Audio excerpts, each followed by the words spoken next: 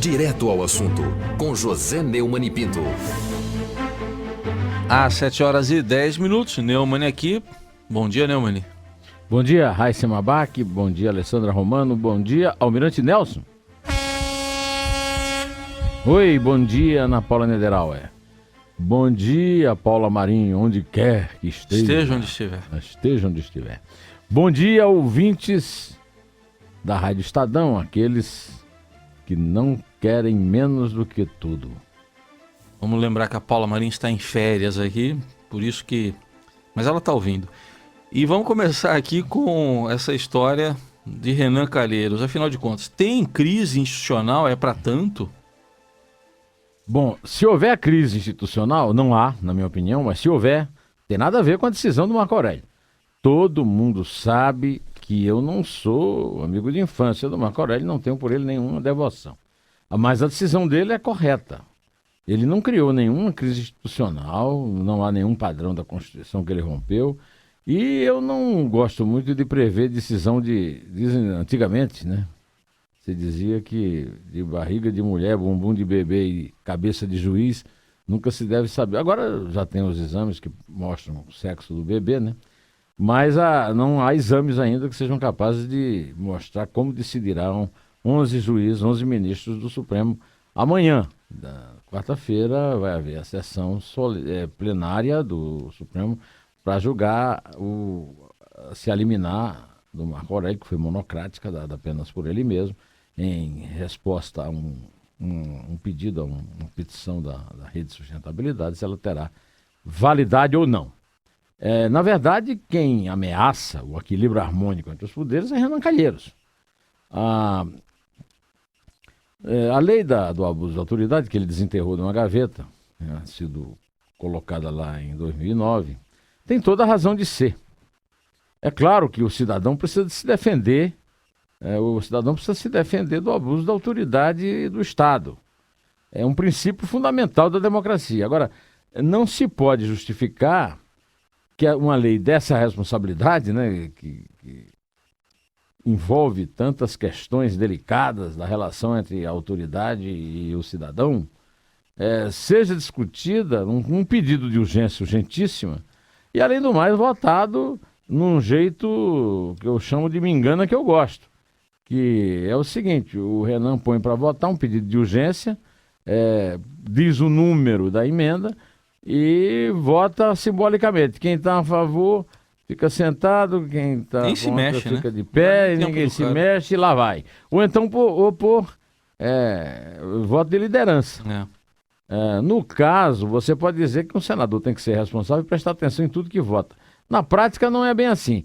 Há informações de que muita gente votou essa urgência sem querer. A responsabilidade é de quem votou sem querer. Mas esse tipo de truque para conseguir maioria é um absurdo que um presidente do Senado e do Congresso Nacional use, né? Agora, por exemplo, nós temos graves problemas econômicos e é preciso revisar o Estatuto da Magistratura e também do Ministério Público para acabar com os privilégios salariais acima do teto, que são inconstitucionais, como, aliás, lembrou o Temer. No caso dos juízes, há também uma questão para discutir, que é da impunidade, que garante uma aposentadoria integral ao juiz como única opção a seus erros. É o caso clássico da mulher que deixou uma menina 10 dias sendo estuprada numa cela e agora está, depois de muitos anos, né, inclusive por decisões protelatórias no Supremo, agora começou a cumprir a pena de ficar 2 anos recebendo aposentadoria integral em casa até voltar a exercer esse tipo de canalice, né? Agora, o problema é que esses truques que o Renan usa e essa pressa exagerada dele tem um cheiro muito grande de lei de talião, de retaliação, né? Um deles aconteceu com a lei da urgência, outro agora, mais recente, quando ele tentou passar um passa-moleque, votando na mesma noite, algo que eu nunca ouvi falar no Congresso, né? A deformação das 10 medidas contra a corrupção feitas as chamadas emendas da meia-noite pelo Sérgio Moro, lá na Câmara, né? Além disso, é verdadeiramente uma vergonha um presidente com acesso em lugar muito próximo, muito privilegiado à sucessão presidencial, ser réu e ainda responder a 11 processos no Supremo. A questão toda é que essa explicação que a Alessandra acabou de ler, que ele deu, né, que ele vai passar pouco tempo na presidência, simplesmente é absurda. Não importa se vai passar 2 horas ou 20 anos, tem que ter condições de exercer a presidência plenamente, com moral para isso. Não é o caso dele. Aliás, eu quero dizer que, em relação ao Marco Aurélio, a decisão fora da curva é o pedido de vista do Dias Toffoli. O Dias Toffoli, depois de uma votação, está 6-0, ou seja, estava com a maioria já garantida, além do voto previsto da presidente, Carmen Lúcia, que eu estou chamando aqui agora de Carmen Lúcia, cada vez se destacando mais o seu papel moderador nessa crise. O Dias Toffoli pediu vista. Diante do escândalo que isso provocou, e isso deve causar muita surpresa em todo mundo, no Renan, no juiz do Supremo, o escândalo que a população não aguenta mais engolir qualquer coisa, e esse visto do Dias Toffoli é absurdo dos absurdos, ele deu a explicação de que, na verdade, o Marco Aurélio, que é o relator do pedido da Rede de Sustentabilidade, é disso que nós estamos falando ainda, o Marco Aurélio não tinha dado a conhecer quando venceu, quando chegou na hora da votação. Só que o processo, depois se descobriu, estava digitalizado. E aí o Dias Toffoli vai passar o resto de sua vida, porque ele foi nomeado muito jovem, advogado do PT, nomeado pelo Lula, ele vai passar o resto da sua vida respondendo ao apelido de Toffoli o analógico, mas um analógico sem lógica nenhuma. Então, na verdade, o Marco Aurélio está fazendo um favor para ele, porque está tirando das costas dele o peso que ele tem, porque apesar de dar todas essas explicações e todo isso, ele não devolveu o visto. Agora a situação vai ser julgada no pleno porque o Marco Aurélio recriou a situação ao impedir que o Renan Calheiros continuasse exercendo a presidência, que aliás, recentemente nós vimos uma cena dessa na Câmara acontecendo com o Eduardo Cunha. Com o Eduardo Cunha, que está neste momento na cadeia, né? Lá em Curitiba, né? Basta ver a questão também, que é o seguinte, outra coisa fora da curva, viu, Raíssa? Se o Renan não estava querendo retaliar, se o Renan queria discutir seriamente a lei do abuso de autoridade, não teria posto o Roberto Requião do PMDB do Paraná como relator da lei, né? Basta ver a reação dele aos movimentos de rua, que hoje está na primeira página dos jornais, mandando, ontem eu já tratei disso, mandando os apoiadores da Lava Jato e do juiz Sérgio Moro comer alfafa e mamona. E eu não tinha prestado atenção, um colega meu, o Rolf Kuntz, que é especialista de economia lá no jornal e professor da USP, lembrou que a mamona que ele aconselhou como é venenosa. Quer dizer, ele mandou as pessoas se matarem, né?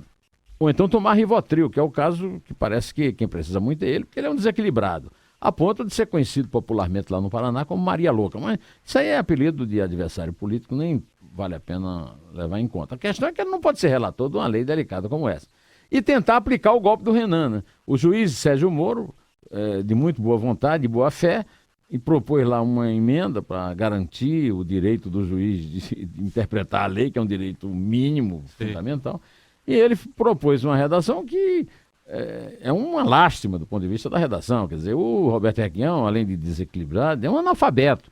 A redação dele é abaixo da crítica, né? Quer dizer, qualquer professor de português dava um 0 nele. Agora, aquilo não tem nada a ver com mal português.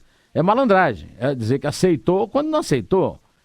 Mantendo a possibilidade de criminalizar a opinião do juiz. Pelo amor de Deus. Quer dizer, diante disso, o Renan Calheiros chamar a decisão de extremada, acima do tom, é ridículo, né? É uma coisa que não tem o menor sentido. Acima do tom é ele.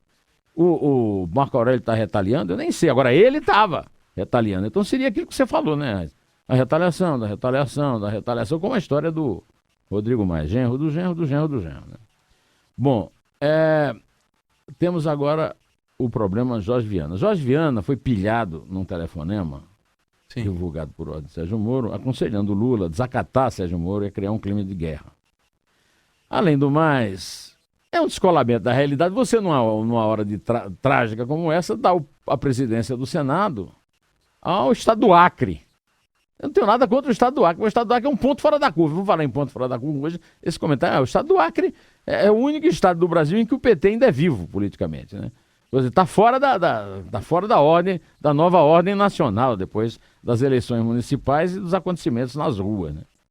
Além do mais, meu amigo, o governo tem aí a votação da PEC dos gastos para ser votada terça-feira que vem. Dia 13. Dia 13. Olha, o governo vai ter que articular a maioria para evitar surpresa nessa votação. Não vai poder contar com o socorro da Carmen Lúcia, né? A Carmen Lúcia está dando um show de equilíbrio, né? Ela reconheceu o clima de guerra e lembrou aos juízes que a missão deles é de paz para que a sociedade não desacredite no Estado e a democracia perca para a guerra.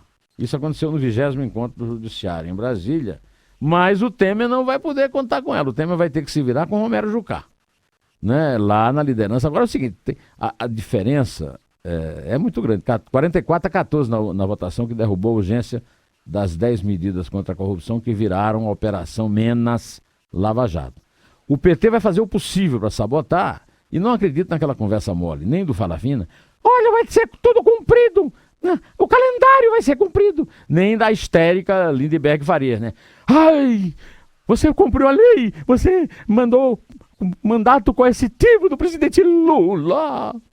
Então nós vamos estar na mão dessa gente, Gleisi Hoffmann, tal, que é a bancada do PT, vai mandar no Senado. Agora, se os senadores que estão com a maioria da população e que estão garantidos pela maioria dentro do Senado não conseguirem conter essa crise, não vai ser o Marco Aurélio, não vamos ser nós. O Marco Aurélio tem que ver o óbvio. E nós temos que respirar aliviados de um passo, que é o seguinte: nós não temos mais um réu na presidência do Senado e dificilmente o Supremo vai reformar essa decisão do sempre voto perdido do Marco Aurélio. Dessa vez ele vai liderar uma votação, quem sabe até unânime. Lembrando que nessa PEC do teto são necessários 2/3 lá dos votos, né, meu amigo?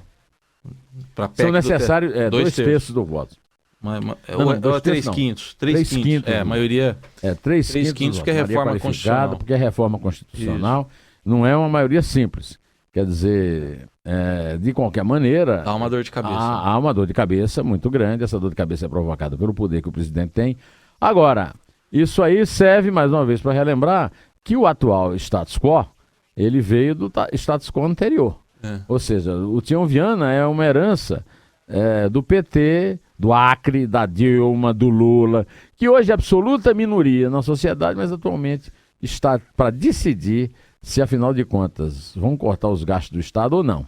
Sabe aquela votação que o Renan tentou conduzir? Sabe como é que ele queria fazer? É aquele modelo que muitas casas legislativas fazem, né? O presidente chega e fala assim: os senhores parlamentares da proposta permanecem em seus lugares. Aprovado. Aprovado. Não dá tempo nem de mexer a sobrancelha. Exatamente. Aí apareceu lá o Ronaldo Caiado e eu conto muito com o Ronaldo Caiado. Não conto com Aécio Neves. Aécio Neves sentado com a mão na boca, né? Mão na boca. Boca. Mão na boca. Na boca da botija? Não, na boca mesmo, na própria. Enquanto o Ronaldo Caiado age. Conto muito com a Luísio Nunes Ferreira, líder do governo, do PSDB de São Paulo, que não segue Aécio Neves. Eu estou com vontade de botar um apelido que eu usei do Aécio na eleição, Beócio Neves. Tá bom. Daqui a pouco... Tá bom. Aí, tá bom. Daqui a pouco Dessa vez ele não perguntou qual era a rádio. Perguntou, ele já está sabendo. Agora ele meu amigo, é Rádio Estadão, é de São Paulo, 92.9 FM, a rádio do ouvinte que quer saber de tudo. Você, por exemplo, quer, não é verdade? Tá bom. E daqui a pouco ele vai querer saber do Padilha aqui. Padilha foi para casa? Não foi para casa. Tá na casa civil. Ele tá na casa civil. Já.